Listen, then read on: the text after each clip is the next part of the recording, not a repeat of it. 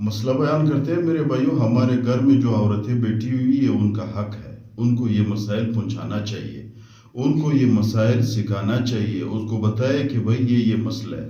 ہمارے گھر میں عورتیں نماز پڑھتی لیکن نماز قبول نہیں، ہمارے گھر میں عورتیں نماز پڑھتی ہی اس پہ اللہ کے قہر و غضب نازل ہوتا ہے۔ کتنے میرے بھائیوں سخت بات ہے۔ تو یہ ان کا حق ہے۔ اگر ہم عورتوں کہتے ہیں ہمارے لیے کھانا بناؤ، ہمارے لیے چائے بناؤ، ہمارے کپڑے دھو لو، ہمارے گھر صاف کرو، بچوں کی خدمت کرو، یہ ہمارے حق ہے، لیکن یہ بھی ان کا حق ہے کہ دین اسلام پہنچائے۔ ہم اس کے ساتھ اسی زبردستی کرتے ہیں، لڑتے ہیں، اس کے ساتھ جھگڑتے ہیں، اس سے ناراض ہوتے ہیں، اور دین اسلام جب اس کا حق ہے ہم اس کو نہیں پہنچاتے ہیں۔ ایک عورت کی وجہ سے کہتے ہیں 4 بندے جہنم جائیں گے۔ اس کی خاوند جہنم جائے گا، کیوں؟ دین اسلام کیوں اپنی بیوی کو نہیں سکھایا؟ جب کپڑے مانگتے تھے، بچوں کی خدمت مانگتا تو دین کیوں نہیں پہنچایا؟ اس کے بڑا بیٹا جہنم جائے گا، اس کو پتہ ہے میری ماں کی نماز صحیح نہیں، میری ماں کے کپڑے صحیح نہیں، میری ماں کی وضو صحیح نہیں، کیوں نہیں ان کو سکھایا؟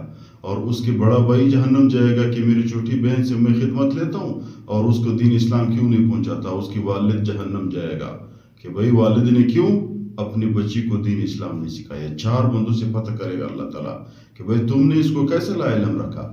تو یہ میرے بھائیو آج کل تو جدید دور ہے، موبائل کا دور ہے، ہر موبائل میں ہر مسئلہ موجود ہے، علماء کرام خدمت کر رہے ہیں، دین اسلام میرے بھائی ہر میدان پہ علماء کرام موجود ہے، دین اسلام پہنچا رہے ہیں۔ لہٰذا اپنے عورتوں کو یہ مسائل سکھاؤ۔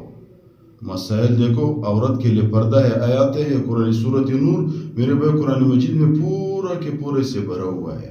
تو پورے میرے بھائی وہ مسائل میں تفصیل میں نہیں جانا چاہتا ہوں، میں صرف یہ بتاتا ہوں میرے بھائیوں، مسئلہ یہ ہے کہ اگر کسی عورت کی اتنے تنگ لباس ہو کہ اس کی جسم کے اندام اس لباس میں نظر آ جائے، ایک، یا اس عورت کی اتنا نرم اور باریک لباس ہو کہ اس کے بال اور اس کے جسم اس میں نظر آ جائے، اس لباس میں نماز بالکل صحیح نہیں ہے۔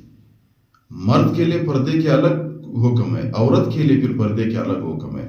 عورت کے لیے یہ حکم ہے میرے بھائیوں کہ اپنے بال کو چھپائے، اپنے چہرے کو چھپائے، اپنے جسم کو چھپا لے، یہ حکم ہے۔ نماز میں بھی میرے بھائیوں اگر عورت کی خدا نہ خواستہ جسم کے اندام نظر آ جاتا ہے، اتنا تنگ ہے اور یا اتنا باریک ہے کہ اس کے بال نظر آتے، اس کی جسم کے اندام نظر آتے، تمام کتب، تمام فتاوی سے بھرے ہوئے فتویٰ بھی ہے کہ اس عورت کی نماز صحیح نہیں ہے، بلکہ اس عورت پہ اللہ کے قہر نازل ہوتے ہیں، شیطان اس کے ساتھ ہوتا ہے۔ تو اس لیے میرے بھائیوں اپنے عورتوں کو، یہ بہت زیادہ احادیث اور آیاتیں موجود ہیں، میں ویڈیو کو لمبا نہیں کرتا، صرف اور صرف یہ بتاتا ہوں میرے بھائیوں کہ اپنے عورتوں کو یہ ٹھیک ہے یار، کوئی عورت ہے وہ ایسی لباس کرتی، لیکن کم از کم نماز کی حالت آپ ایسے لباس، ایسے کپڑے ڈالو، ایسے چادر اپنے اوپر ڈالو تاکہ آپ کا پردہ مکمل ہو۔